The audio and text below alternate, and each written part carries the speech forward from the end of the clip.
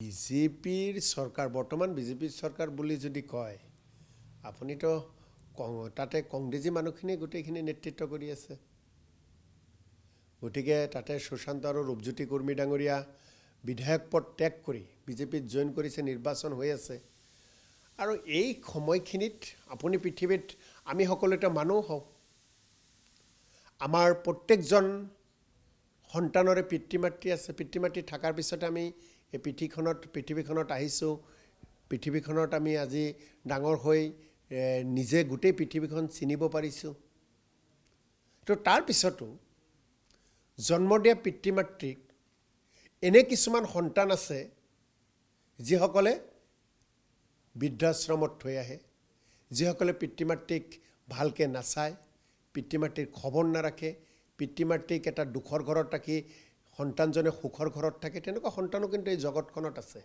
কিন্তু যি পিতৃ-মাতৃ নহ'লে আমি পৃথিৱীখনত আহিবই নোৱাৰিলোহেঁতেন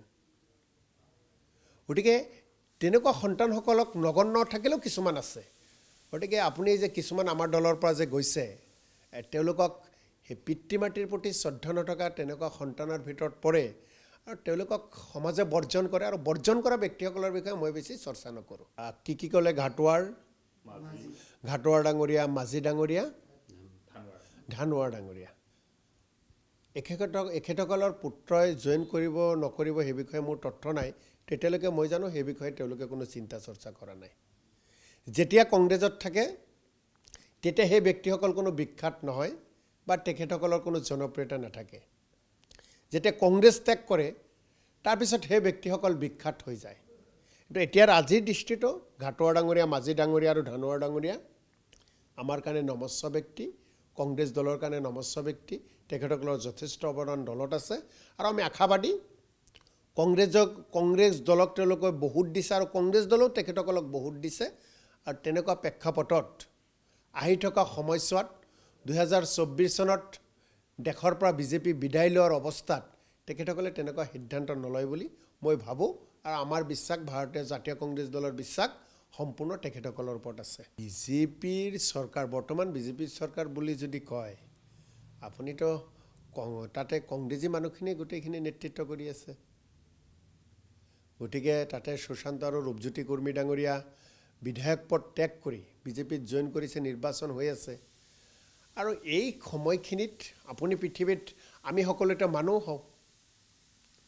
আমাৰ প্ৰত্যেকজন সন্তানৰে পিতৃ-মাতৃ আছে পিতৃ-মাতৃ থাকাৰ পিছতে আমি এই পৃথিৱীখনত আহিছোঁ পৃথিৱীখনত আমি আজি ডাঙৰ হৈ নিজে গোটেই পৃথিৱীখন চিনিব পাৰিছোঁ তো তাৰ পিছতো জন্ম দিয়া পিতৃ-মাতৃক এনে কিছুমান সন্তান আছে যিসকলে বৃদ্ধাশ্ৰমত থৈ আহে যিসকলে পিতৃ-মাতৃক ভালকৈ নাচায় পিতৃ-মাতৃৰ খবৰ নাৰাখে পিতৃ-মাতৃক এটা দুখৰ ঘৰত ৰাখি সন্তানজনে সুখৰ ঘৰত থাকে তেনেকুৱা সন্তানো কিন্তু এই জগতখনত আছে কিন্তু যি পিতৃ-মাতৃ নহ'লে আমি পৃথিৱীখনত আহিবই নোৱাৰিলোহেঁতেন গতিকে তেনেকুৱা সন্তানসকলক নগণ্য থাকিলেও কিছুমান আছে গতিকে আপুনি যে কিছুমান আমাৰ দলৰ পৰা যে গৈছে তেওঁলোকক সেই পিতৃ-মাতৃৰ প্ৰতি শ্ৰদ্ধা নথকা তেনেকুৱা সন্তানৰ ভিতৰত পৰে আৰু তেওঁলোকক সমাজে বৰ্জন কৰে আৰু বৰ্জন কৰা ব্যক্তিসকলৰ বিষয়ে মই বেছি চৰ্চা নকৰোঁ কি ক'লে ঘাটোৱাৰ ডাঙৰীয়া মাঝি ডাঙৰীয়া ধানোৱাৰ ডাঙৰীয়া এখেতসকলৰ পুত্ৰই জইন কৰিব নকৰিব সেই বিষয়ে মোৰ তথ্য নাই তেতিয়ালৈকে মই জানো সেই বিষয়ে তেওঁলোকে কোনো চিন্তা চৰ্চা কৰা নাই যেতিয়া কংগ্ৰেছত থাকে তেতিয়া সেই ব্যক্তিসকল কোনো বিখ্যাত নহয় বা তেখেতসকলৰ কোনো জনপ্ৰিয়তা নাথাকে যেতিয়া কংগ্ৰেছ ত্যাগ কৰে তাৰপিছত সেই ব্যক্তিসকল বিখ্যাত হৈ যায় কিন্তু এতিয়াৰ আজিৰ দৃষ্টিটো ঘাটোৱাৰ ডাঙৰীয়া মাঝি ডাঙৰীয়া আৰু ধানোৱাৰ ডাঙৰীয়া আমাৰ কাৰণে নমস্য ব্যক্তি কংগ্ৰেছ দলৰ কাৰণে নমস্য ব্যক্তি তেখেতসকলৰ যথেষ্ট অৱদান দলত আছে আৰু আমি আশাবাদী কংগ্ৰেছ দলক তেওঁলোকে বহুত দিছে আৰু কংগ্ৰেছ দলেও তেখেতসকলক বহুত দিছে আৰু তেনেকুৱা প্ৰেক্ষাপটত আহি থকা সময়ছোৱাত 2024 চনত দেশৰ পৰা বিজেপি বিদায় লোৱাৰ অৱস্থাত তেখেতসকলে তেনেকুৱা সিদ্ধান্ত নলয় বুলি মই ভাবোঁ আৰু আমাৰ বিশ্বাস ভাৰতীয় জাতীয় কংগ্ৰেছ দলৰ বিশ্বাস সম্পূৰ্ণ তেখেতসকলৰ ওপৰত আছে